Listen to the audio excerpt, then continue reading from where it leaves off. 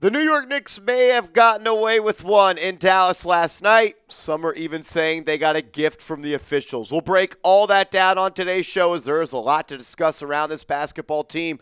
But if you're happy to win that game, look, the Knicks have been on the wrong end of a lot of bad calls in our lifetime. If you're appreciative of this win, hit that thumbs up icon right now.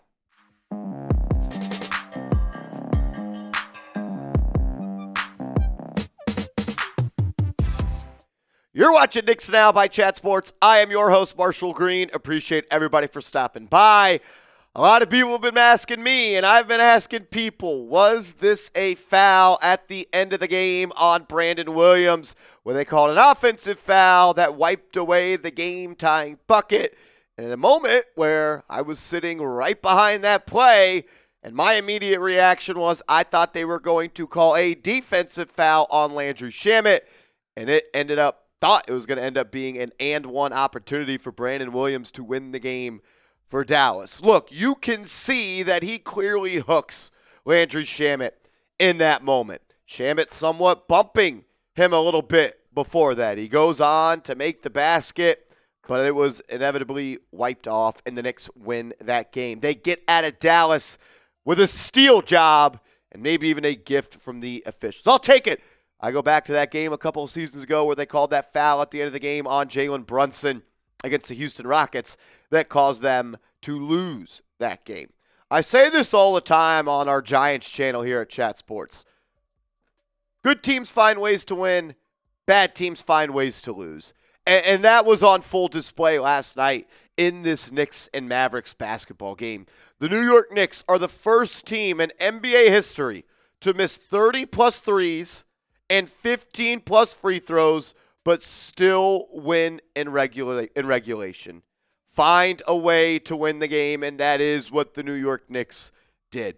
What they did at the free throw line down the stretch, inexcusable.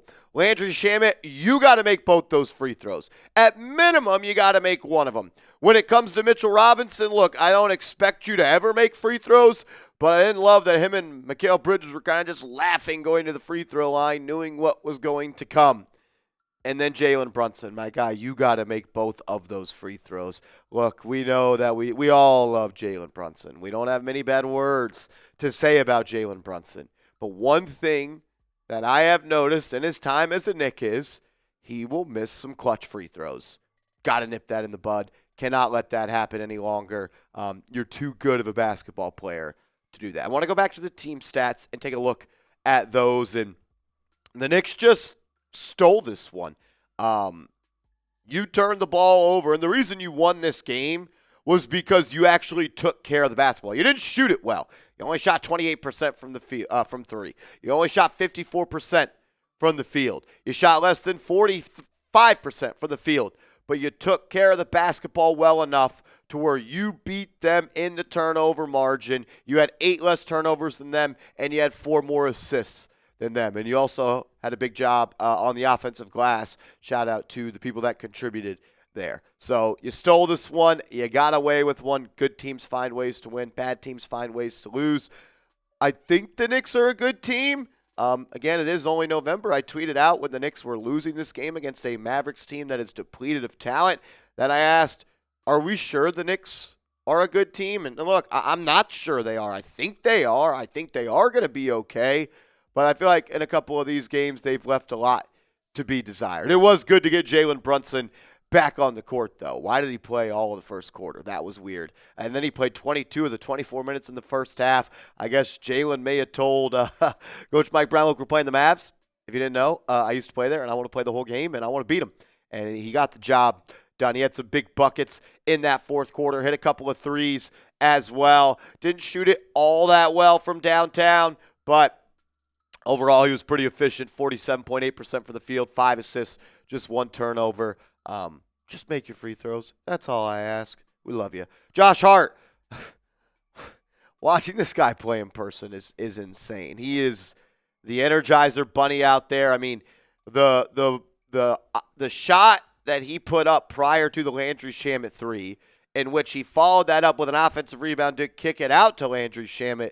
It was like the most Josh Hart sequence of all time. And then he goes 3 of 4 from 3. He was money from the corners last night. He's actually shot the ball pretty damn good this year. He ends up going 2 of 6 from inside the arc, though. Got to be a little bit better there. But look, 16 and 10 from Hart, 5 dimes. He was good, and he was a major piece why the Knicks won this game. How about Landry Shamet? I know he didn't play well on, I believe it was Monday against the Miami Heat. We know how good he was on Friday against the Miami Heat. But today, or yesterday, last night, he hit a big-time shot. Was it 2 threes late in that fourth quarter? Yeah, 2 threes late in the fourth quarter. Right spot, right time, get the job done. When the ball finds you, find a way to throw it in. And he's done that time and time again in big-time moments this year already. Shout out to Landry Shamet, finding a role on this team, earning minutes, and forcing Mike Brown to play him. And that's all you can ask for as a player. Hats off to him. Big-time stuff last night, but please make your free throws. Mikal Bridges needs more looks. Like, he is so efficient. I feel like the Knicks just leave meat on the bone when he doesn't get the opportunities. Like, he needs to be getting up more than 13 shots if he's going to connect on nearly 54% of his attempts. He's so good in that mid-range, man. I was really impressed watching him play last night. He moved so well on the defensive end. The Knicks' perimeter defense continues to be a major problem. I think the Mavs shot north of 35% again from downtown. They got to find a way to nip that in the bud. 36% last night for the Dallas Mavericks. They got to find a way to get that done and better as soon as possible. For Karl-Anthony Towns, I don't know if he's hurt. I don't know if he's dealing with stuff off the court. But this is one of the worst starts of a season that Karl-Anthony Towns has had in his NBA career. He is not playing good basketball at all for the New York Knicks. In 14 games played, he is averaging 21.5 points and 12.8 rebounds, but he's shooting sub 43% from the field. And not what's most concerning, but I feel like what sucks and what is holding him back is he's shooting 31% from 3. That is where he is supposed to be the best big man shooter of all time. And if Karl-Anthony Towns is going to shoot 31% from 3, which I don't think that is going to last much longer, the Knicks are going to be in a big problem. So another thing that pops off the page to me, in the 9 wins this year, Karl-Anthony Towns is averaging 24.3 points per game,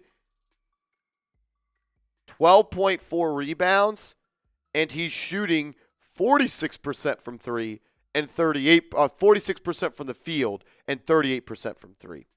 In the 5 losses this year, Towns is averaging 16 points, 13 boards, good stuff there, 36% from the field, and 18% from 3. When he is good, the Knicks win. When he is bad, the Knicks do not win. Except last night, he was not good. It was worse in person, but they found a way to find a way. Shout out to the Knicks. Cat, as long as you're here, we're always going to root for you to play good ball, but we need you to step it up, my man. We need you to step it up ASAP. A lot more to discuss. Deuce McBride getting up 10 threes. We'll talk about that. But I want to let you guys know this shirt is on a major sale. It was $48. Now it's $33. Get your shirt today. Chatsports.com/Knicks shirt. It's Knicks shirt. Chatsports.com/Knicks shirt. And use this promo code FOX, like De'Aaron, to go and get the deal. All right, Deuce McBride. He came into the game last night firing threes. 3 after 3 after 3 after 3. He was getting them up, man. I don't have a problem with him shooting that many threes. He's a good shooter. He's going to make some of them. I feel like he came in the game, though, and he shot like 4 threes in the first 5 minutes of that ball game, just letting them fly. Look, it's November. I'm not trying to overreact. I'm just a little frustrated with how slow out of the gates the Knicks are and how their good games look so much different than their bad games. And maybe it's just because it is November. Jordan Clarkson, look, he can get to the hoop. He can finish. Had a couple of creative finishes last night. Didn't shoot the ball well from downtown. I like Jordan Clarkson. I like him on this team. Another play finisher, another guy they can rely on to put the ball in the basket. I'm a fan of his. Mitchell Robinson, I didn't think it was his most impactful game last night. Kind of went up against some good big men in Dallas. Not his best game, not his worst game. I just didn't feel much of an impact from Mitch last night. Gershon Yabusele, man, what a disappointment he has been so far. I'm hoping it clicks. I'm hoping he finds a way to get back into the player that he was last year with the Philadelphia 76ers. But 0 of 5 from 3 last night, like, not great.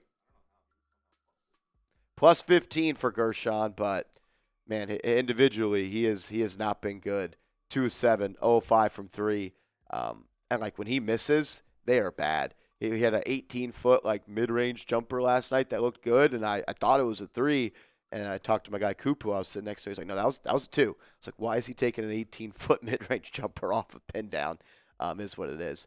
The Knicks need to defend the three-point line better. Look, I know the Dallas Mavericks have some guys that can let it go, but like you kind of got cooked by Klay Thompson, Max Christie, Brandon Williams. Naji Marshall owns the Knicks. Jalen Hardy always cooks the New York Knicks. Like, Naji Marshall, when he gets to play the New York Knicks, he turns into one of the best players in the league. I would actually love Naji on this team. Competitive player on defense, can handle, can create.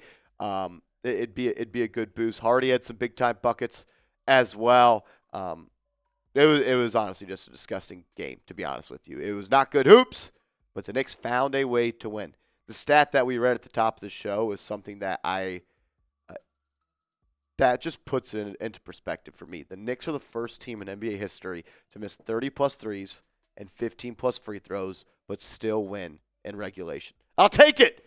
Get out of Dallas, and let's start a win streak. Appreciate everybody for stopping by. If you haven't yet, please hit that thumbs up icon. Please subscribe to the channel, and give me a follow on social media @MarshallGreen_.